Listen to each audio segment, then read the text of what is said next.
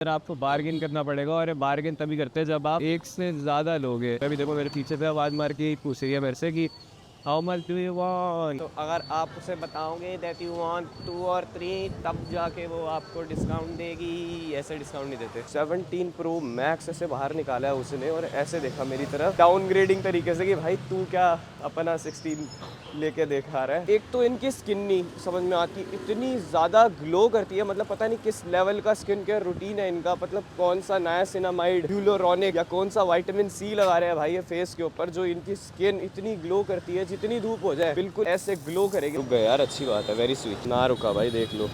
कोई दिक्कत हुई? कोई दिक्कत नहीं हुई। कोई चेक करने वाला है? कोई चेक करने वाला नहीं है। ट्यूब्स के अंदर भी ना क्वालिटी होती है, तो इनकी जो फर्स्ट कॉपी भी है उसमें क्वालिटी तो है अच्छी काफ़ी, मतलब ऐसे ही चेप नहीं रहे आपको, आपसे पैसे ले रहे हैं तो उसकी वर्थ तो है ही। Hello hello, welcome back to this new video. तो मॉर्निंग हो चुकी है हनोई में और मेरे साथ साथ उठ चुके हैं यहाँ के लोकल लोग और ये फिर से बन चुकी है क्योस सिटी। सुबह सुबह की बात है, ये इतनी भीड़ हो जाती है यहाँ पे। काफ़ी सारे स्कूटर्स देखने को मिलेंगे आपको, ये लोग ऐसे छोटे छोटे स्टॉल्स हाथ में पकड़ते हुए दिखेंगे आपको। तो मैं आज जल्दी क्यों उठाऊँ, क्योंकि आज के दिन मुझे जाना है लाओस की एम्बेसी और अप्लाई करना है लाओस के वीज़ा के लिए। जैसे कि मैंने आपको पिछली वीडियो के अंदर बताया था कि लाओस के अंदर एंटर करने के लिए वियतनाम से 2 बॉर्डर है मेनली, जो हनोई लोग यूजुअली यूज़ करते हैं, लेकिन मोस्टली जो यूज़ करा जाता है वो वाले बॉर्डर के अंदर वीज़ा ऑन अराइवल नहीं मिलता है। काओ त्रियो बॉर्डर है वो वाला। दूसरे वाला जो बॉर्डर है वो है लाओ बाओ वाला, और बसेस भी आपको कम मिलेगी लाओ बाओ के लिए, क्योंकि उधर वीज़ा ऑन अराइवल तो वो देते हैं बट यहाँ से बसें भी तो जानी चाहिए। लेकिन दूसरा ऑप्शन जो है, जो काओ त्रियो वाला बॉर्डर है, वो सबसे ज़्यादा फ्रीक्वेंटली यूज़ होता है और उसके लिए आपको पहले से ही वीज़ा चाहिए होता है लाओस का। तो in order to get visa आपको जाना पड़ेगा एम्बेसी ऑफ लाओस के अंदर और उसके अंदर वो अप्लाई करना पड़ेगा। तो फिर मैं पैदल पैदल उधर बस पहुंच रहा हूँ। भाई मेरे साथ अभी ये कितना फनी इंसिडेंट हुआ कि यहाँ पे ना एक चर्च है काफ़ी फेमस सा, तो मैं ना उसके बाहर खड़े होके मैंने एक लड़की को बोला कि भाई मेरी फ़ोटो खींच दे। मैंने अपना फ़ोन दे दिया, कहती नो नो भाई 17 प्रो मैक्स से बाहर निकाला है उसने और ऐसे देखा मेरी तरफ डाउनग्रेडिंग तरीके से कि भाई तू क्या अपना 16 लेके देखा रहा है। मैंने एक चीज़ नोटिस करी है, यहाँ पे बहुत सारे लोग हैं जो भाई इतने महंगे महंगे फ़ोन लेके घूम रहे होते हैं। भाई पैसे कहाँ से आ रहे हैं? या तो शौक बड़ी चीज़ है यहाँ पे, मतलब आईफोन का शौक बहुत है यहाँ पे लोगों को, क्योंकि और ऊपर से ये नहीं कि छोटे वाला होगा 12 प्रो 13 प्रो 15 प्रो 14 15 16 कोई सा भी हो सकता है, नहीं, लेटेस्ट 17 प्रो मैक्स। मुझे कहती है ले ड्रॉप यू, ठीक है भाई खींच दे फोटो, अच्छी फोटो आनी चाहिए बस। एक जो मैं किसी भी सिटी में जाता हूँ ना, मैं वहाँ नोटिस करता हूँ एक चीज़ की भाई इतने सारे आपको स्काई स्क्रैपर्स बड़ी बड़ी बिल्डिंग्स देखने को मिल जाएंगे, लेकिन साथ में ये नेचर के साथ जुड़े होते हैं। तो आप देखोगे ना, इन्होंने इतने सारे ऐसे रास्ते में पार्क्स बना रखे हैं, वो मुझे काफ़ी ज़्यादा यूनिक लगता है, क्योंकि वॉक भी करते हैं। अगर कोई टूरिस्ट आता है तो भाई वो अच्छी हवा तो खाना पसंद करेगा। इधर इतने सारे स्कूटर्स हैं, 5 मिलियन से ज़्यादा स्कूटर्स होंगे, मतलब अनगिनत स्कूटर्स, और इससे ज़्यादा आपको देखने को मिलेंगे हो ची मिन के अंदर। भाई लाल हो रखी है, चल ठीक है भाई मैं भी चल देता हूँ गोगी ग्रीन। तो ये ऐसे रूल्स भी काफ़ी फॉलो करते हैं यहाँ पे, अगर आपने देखा। मैं तो करता ही हूँ क्योंकि मैं भाई दूसरी कंट्री के अंदर आ रखा हूँ और मैं रिप्रेजेंट कर रहा हूँ अपनी कंट्री को, तो मैं कोई गलती चाहता हूँ कि मेरी तरफ से कोई होए ना, लेकिन फिर भी कभी कभी जैसे हो जाती है। जैसे थाईलैंड के अंदर मुझे याद है एक बार मेरा ध्यान नहीं था, मैं फ़ोन चलाता हुआ मैप चेक करता हुआ मैं ऐसे निकल रहा था और आगे रेड लाइट थी, तो पेडेस्ट्रियंस को रुकना था। पीछे से एक लेडी ने चिल्ला दिया और मैंने पहले देखा कि ऐसा क्यों चिल्ला रही है मेरे ऊपर, फिर मैंने सामने देखा कि रेड लाइट थी। मैं भाई वापस जाके पीछे खड़ा हुआ और मैंने सॉरी बोला कि मेरी गलती है यार। तो फिर दूसरा एक बंदा वहाँ पे ही पास में खड़ा हुआ था, वो लेडी को बोलता कि ऐसे क्यों टोकती है, तू जाने देती। वो अपनी भाषा में बात करते, बट वो समझ में आ गया था थोड़ा बहुत, क्यों कह रही थी उसके लग जाती तो ऐसे कुछ। मैंने बोला नो नो थैंक यू, वो करना पड़ता है थोड़ा, क्योंकि आप किसी कंट्री के अंदर आते हो तो आप सिर्फ अपने आप को रिप्रेजेंट नहीं कर रहे हो, आप अपनी कंट्री को रिप्रेजेंट कर रहे हो, नेशनैलिटी को रिप्रेजेंट कर रहे हो। क्योंकि इधर आने के बाद ज़्यादातर लोग जैसे अगर इंडिया से आते हैं, अगर कोई छेड़ाछाड़ी भी करता है, कोई कुछ भी करता है, कि अगर न्यूज़ में भी कुछ लिखना होगा कुछ होगा तो इंडियन साथ में आता है, तो वो अच्छा नहीं लगता है। ये देखो अब ग्रीन होगी ना, ये रुक जाएंगे यहीं पर ही, ये ना रुका भाई। यहाँ के खुद के रूल फॉलो नहीं करते यहाँ के लोग, लेकिन भाई अगर आप आते हो कहीं बाहर से तो आपका तो फर्ज बनता है कि यहाँ के रूल्स फॉलो करो। मुझे वैसे अभी तक किसी ने टोका नहीं है, ना कोई मुझे पुलिस वाला दिखा जो चेक कर रहा हो। देखो यहाँ पे मैं फिर से दिखाता हूँ, ये देखो ये ग्रीन हो रखी है, चलो इधर से जा रहे हैं, बट ये वाली ग्रीन नहीं हो रखी है जो ये निकाल रहा है। मुझे रुकना बनता है क्योंकि सामने रेड हो रखी है। रुक गए यार, अच्छी बात है, वेरी स्वीट। ना रुका भाई, देख लो। मैं कह रहा हूँ यहाँ के लोकल लोग खुद फॉलो नहीं करते हैं, लेकिन आपका फ़र्ज़ बनता है भाई फॉलो करने का। निकल गया, कोई दिक्कत हुई? कोई दिक्कत नहीं हुई। कोई चेक करने वाला है? कोई चेक करने वाला नहीं है। बट देख कौन रहा है? देख सिर्फ और सिर्फ आप रहे हो अपने आप को। अब जैसे मेरी ग्रीन हो रखी है, ये फिर भी निकालेंगे। तो इसके अंदर चांसेस होते हैं कि आपको लग जाए चोट। फिर उसके अंदर आप क्वेश्चन किसे करोगे? आप क्वेश्चन करोगे सामने वाले बंदे को कि मेरी भाई ग्रीन लाइट हो रखी है, तू कैसे निकाल रहा है। लेकिन अगर आप रेड लाइट पे आपके कोई मार देता है तो फिर आपके पास कोई ऑप्शन ही नहीं रहता है कि तूने मार कैसे दी। अब मेरे अगर टच कर देता तो मैं तो झगड़ा कर लेता ना कि भाई मैं तो अपना फॉलो कर रहा हूँ रूल, तू फॉलो नहीं कर रहा है। तो ये देख के चलना पड़ता है। बाकी मैंने काफ़ी ज़्यादा बोल दिया इसके बारे में, आपको ऑलरेडी पता होगा। अपनी कंट्री के अंदर तो चलो बनता है, वो भी ऐसे घूम फिर रहा है, उसको पता है कि अगर किसी ने रोका तो बात करा देगा, कॉल करके अप्रोच लगवा देगा कि भाई रोका हुआ है, मुझे छुड़वा दो, पैसे मांग रहे हैं और क्या होगा यहाँ पे।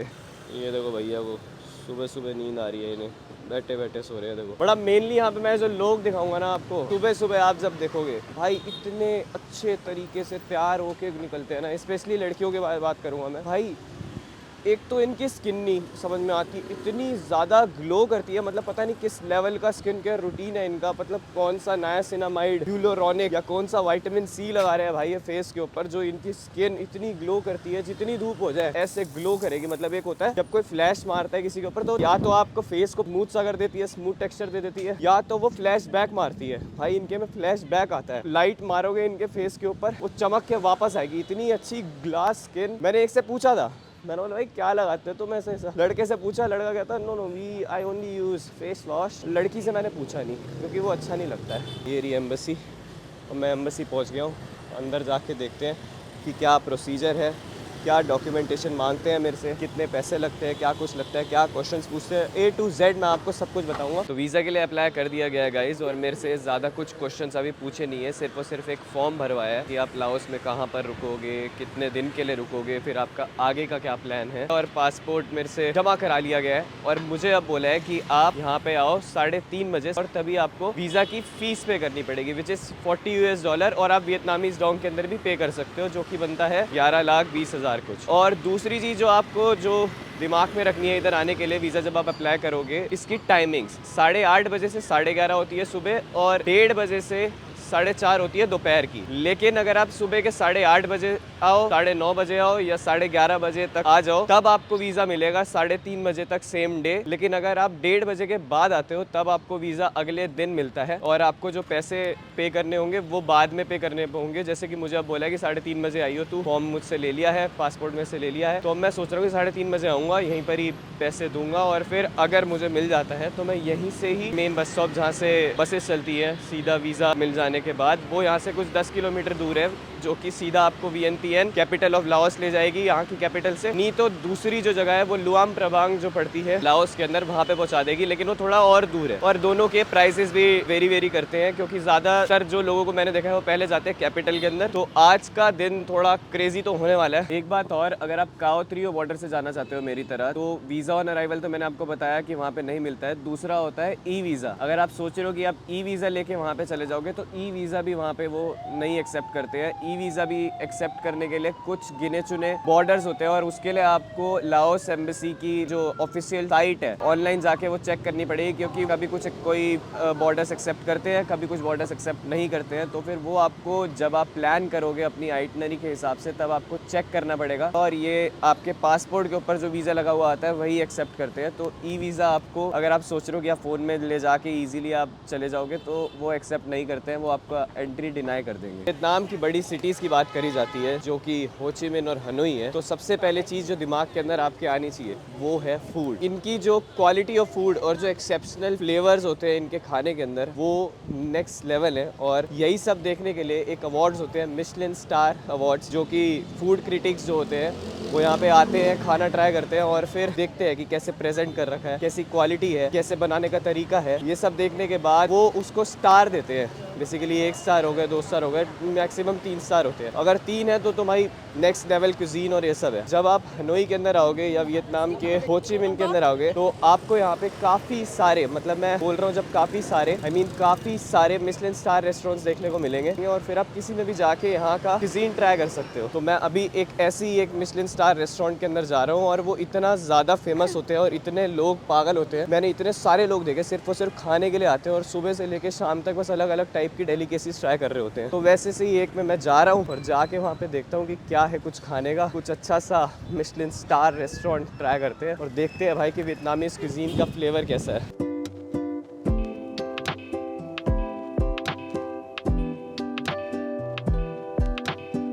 इसका ये जो मैं झंडा दिखाऊँ आपको, जो वियतनाम का झंडा होता है, इसका मीनिंग भी आपको पता होना चाहिए। तो बेसिकली जो वियतनाम के झंडे का रेड कलर है वो डिपिक्ट करता है ब्लड को, जो इन्होंने यहाँ के लोगों ने वियतनामीज वॉर के अंदर इतने सारे सेक्रीफाइसेस हुए, इतने सारे लोगों की जो डेथ हुई थी, ये उसको रिप्रेजेंट करता है। और फिर जो बीच में जो इनका गोल्डन स्टार है वो रिप्रेजेंट करता है इनकी यूनिटी को। इवन दो इतनी डार्क पास रहा है इनका, लेकिन सारे के सारे लोग मिलजुल के यूनिटी के साथ रहते हैं। दूसरा जो है स्टार एक और चीज डिपिक्ट करता है, वो करता है यहाँ के जो कम्युनिटी है लोगों की, जैसे बिजनेसमैन हो गए, ट्रेडर्स हो गए, सोल्जर्स हो गए, फार्मर्स हो गए, इन सबको मिला के वो डिपिक्ट करता है इनका ये गोल्डन स्टार। देखिए ये रेस्टोरेंट पे आया हूँ मैं, फोगान ये यहाँ का मिशलिन स्टार रेस्टोरेंट। और आप रेट्स भी देखोगे तो सही है काफ़ी, 55 के 80 के, और मतलब इतने में अगर आपको मिशलिन स्टार लेवल की क्वालिटी का फूड मिल रहा है। और आप देखोगे काफ़ी सारे लोकलाइट्स भी यहाँ पे खाने आ रहे हैं और काफ़ी फॉरनर्स भी यहाँ पे खाने आ रहे हैं। एक ही दिक्कत है यहाँ पे, आप जितने भी ऑप्शन देखोगे सारे के सारे चिकन के हैं, और मैंने चिकन छोड़ रखा है अभी, सैडली मैं यहाँ पर नहीं खा पाऊँगा बट आपको दिखा देता हूँ। ऐसे इनके नूडल बॉल्स होते हैं, या इनके देखो ऐसे होते हैं। वेज में ऑप्शंस थोड़े कम मिले तो मैंने आज चिप्स से काम चला लिया। मेरे पास एक आधा घंटा था तो मैंने सोचा आसपास मार्केट देख लेता हूँ। यहाँ पे ये टी शर्ट्स की वैरायटीज़ आप देखोगे। अगर आपको नहीं पता तो मैं आपको बता देता हूँ कि कपड़ों में वियतनाम काफ़ी बड़ा एक्सपोर्टर है। और आप अभी भी अगर आपने कोई सी भी ऐसे जर्सीज एंड ऑल अगर आपके पास है तो आप उसके पीछे जाके देखोगे तो ऐसे मेड इन वियतनाम लिखा होगा। मतलब इसमें नहीं, एडिडास हो गया, नाइकी हो गया, ऐसे काफ़ी सारे ब्रांड्स हैं जो यहाँ से कपड़े अपने एक्सपोर्ट करवाते हैं। एक कल कैट देख रहे हो, इसके ना यहाँ पे ये मिल रहे थे, छोटी छोटी पिन्स हैं। इसको आप अपनी हेड के ऊपर लगा सकते हो या बैग के ऊपर लगा सकते हो, डक यू इनके फ्रिज मैग्नेट्स भी अच्छे हैं बट थोड़े महंगे हैं। देखो 125,000 वियतनामीज डोंग के। इसमें भी वेज नहीं है ऑप्शन, इसमें भी सारे नॉन वेज ऑप्शन हैं। बताओ, वेज मिल ही नहीं रहा है। वेज मिलता तो है, ऐसी बात नहीं है, बट फिर वो मेरे ना टेस्ट बड थोड़े वैसे से है कि मैं इतना फीका पसंद नहीं करता हूँ खाना इनका। थोड़ा सा शूज़ के ट्यूब्स मिलते हैं, नाइकी एयर से लेके सांबाज भी मिल रहे हैं भाई, स्पेशल सांबाज। ये वाले मुझे पसंद में आए थे, लेकिन मतलब असली वाले, ये ड्यूब वाले नहीं आए थे। ड्यूब वाले पता चल रहे हैं वाले बाकियों में, लेकिन इसमें नहीं पता चल रहा। न्यू बैलेंस के भी शूज़ है, न्यू बैलेंस 1080, ये भी काफ़ी अच्छे शूज़ है। वैरायटी तो है भाई इनके पास, क्वालिटी भी है। ट्यूब्स के अंदर भी ना क्वालिटी होती है, तो इनकी जो फर्स्ट कॉपी भी है उसमें क्वालिटी तो है अच्छी काफ़ी। मतलब ऐसे ही चेप नहीं रहे आपको, आपसे पैसे ले रहे हैं तो उसकी वर्थ तो है ही। तो रख देते हैं, अभी कोई है नहीं यहाँ पे। बताओ, दोनों के दोनों रख रखे हैं भाई इन्होंने तो, लेफ्ट राइट दोनों जोड़ी के रख रखे हैं। यहाँ से तो कोई पहन के चला जाए। हमारे इंडिया के अंदर समझदार है, सिर्फ एक ही रखते हैं शोरूम के ऊपर कि अगर एक चुराएगा बंदा तो उसके लिए तो राइट तो उसे चाहिए होगा। Hello, what's the price range of this one? 300। 300 भाई है। इधर आपको बार्गेन करना पड़ेगा, और बार्गेन तभी करते हैं जब आप एक से ज़्यादा लोग हैं। अभी देखो मेरे पीछे से आवाज़ मार के पूछ रही है मेरे से कि how much do you want. तो अगर आप उसे बताओगे दैट यू वांट 2 और 3 तब जाके वो आपको डिस्काउंट देगी, ऐसे डिस्काउंट नहीं देते। वैरायटी तो है। और मैंने एक चीज़ नोटिस करी है, यहाँ के जो लोग हैं ना, इनकी ड्रेसिंग सेंस बहुत अच्छी है। हालांकि बालों में थोड़ा वो लगता है मुझे कि ऐसे स्पाइक्स से बना के रखते हैं बहुत सारे, और उसको कलर करके रखते हैं। आई डोंट नो कॉर्पोरेट के अंदर करते होंगे कि नहीं करते होंगे, लेकिन मैंने देखा है लोग सुबह ऐसे कोट पैंट पहन के ऐसे सूट एंड ऑल अच्छा सा स्टिच करा रखा हो, और बाल ऐसे हो उनके स्पाइक्स वाले, blue colour, red colour, green colour, जो टिकटॉक बनाते थे। अब तो टिकटॉक बैन हो गया। ये एस्थेटिक शॉप है,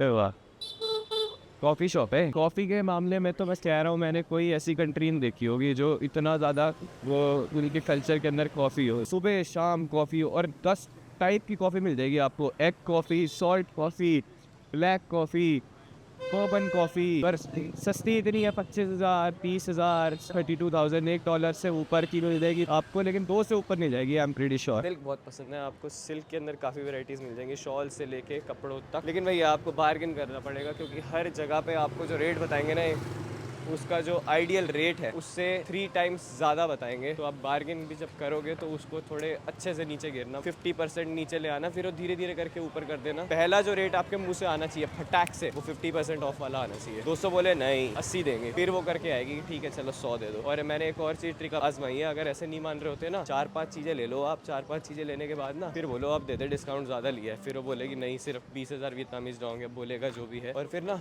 छोड़ के आप चलते लगना, फिर पीछे से आवाज़ मार देते लेते हैं। ट्रिक मैं बता रहा हूँ, आप मेरे साथ रहो, मेरी वीडियोस देखो, मैं आपको सारे के सारी टिप्स एंड ट्रिक्स बताऊंगा ट्रैवल करने की, जिसके अंदर आप पैसे बचा लोगे। आपकी दिन की 4 कॉफ़ी बच जाएंगी ऐसे थोड़े थोड़े पैसे कर करके। जाने से पहले एक बार कॉफ़ी तो बनती है ना वियतनाम की, तो मैंने कल बीन्स तो ले ली थी रात को, लेकिन अब मैंने मंगवाई है यहाँ की सॉल्टेड कॉफ़ी। और एक और चीज़ बताऊँ आपको, आप ओट साइड देख रहे हो, ये ओट मिल्क जो यूज़ करते हैं ना, ये स्टारबक्स के अंदर यूज़ होता है। अगर आप इंडिया के अंदर जाओगे किसी भी स्टारबक्स के अंदर, तो वहाँ पे आपको जो ओट मिल्क जो वो यूज़ करते हैं वो ओट साइड का करते हैं। वो इसीलिए है क्योंकि मेरी one of my favourite coffee वो स्टारबक्स से मिलती है। और आप बोल रहे होगे कि भाई बड़ी महंगी कॉफ़ी पीते हैं, नहीं भाई, वो मैं महीने में एक आधी बारी ऐसे दिल खुश करने के लिए पी लेता हूँ। तो वो जो ओट मिल्क है उसके लिए अगर आपको ऐसे नहीं मिलेगा ग्रोसरी स्टोर्स पे, यहाँ पे मिल जाता है। और अगर आप इंडिया के अंदर अगर आप उसे लोगे तो आपको उसके ना पैसे देने पड़ते हैं, वो तो देने ही पड़ते हैं। सब्सक्रिप्शन मिलती है, मतलब महीने की आपके पास 2 ऐसे ओट मिल्क वाले वो डिलीवर होंगे। मतलब आप सोच रहे हो, और इनकी लेवल ऑफ क्वालिटी देखो, जो एक कॉफी के अंदर भी देते हैं कि ओट मिल्क अगर दे रहे हैं तो टॉप क्वालिटी का दे रहे हैं, जो स्टारबक्स देता है। बहुत सारी कॉफी वर्कशॉप्स होती है जिधर आपको एक कॉफी बनाने सिखाते हैं अलग अलग टाइप की, लेकिन मैं आपको बता रहा हूँ ये खरीद लेना।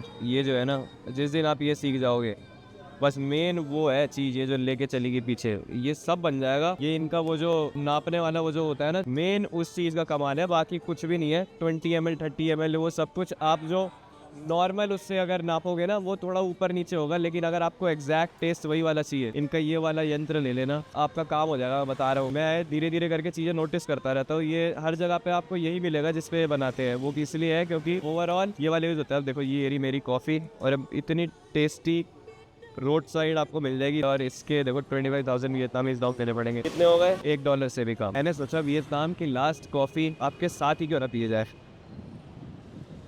एज यूजुअल काफ़ी टेस्टी है। और ऑप्टिमिज्म देख रहे हो आप लाइफ के अंदर, मैं आपको यही बताना चाह रहा हूँ कि इतना ऑप्टिमिज्म रखो कि भाई मुझे अभी पता नहीं है। लाओस ऐसी कंट्री है जो जानी जाती है, अब आप जाके सर्च भी कर लोगे ना, सबसे ज़्यादा जो वो रिजेक्ट करती है वो करती है इंडियंस के वीज़ा। और मेरा ऑप्टिमिज्म देखो, मैं अभी भी अपने आप को मेंटली मैं वियतनाम से छोड़ के मैं लाओस पहुंच चुका हूँ ऑलरेडी। और अभी वीज़ा मुझे अभी कलेक्ट करने जाना है, फिर वहाँ से मुझे बस पकड़ने जानी है। बस पकड़ के फिर मुझे 24 घंटे या 22 घंटे का जितने का भी रास्ता है वो करना है, फिर बॉर्डर क्रॉस करना है। बॉर्डर क्रॉस करने के बाद वहाँ पे क्वेश्चन क्या होंगे, बट नहीं, ऑप्टिमिज्म देखो पहले ही लाओस पहुंच चुका हूँ। चलो अब हॉस्टल चलते हैं। हॉस्टल में जाके अपना बैग पैक जो है वो सब कुछ रेडी करते हैं और फिर हम सीधा निकलते हैं लाओस की एम्बेसी में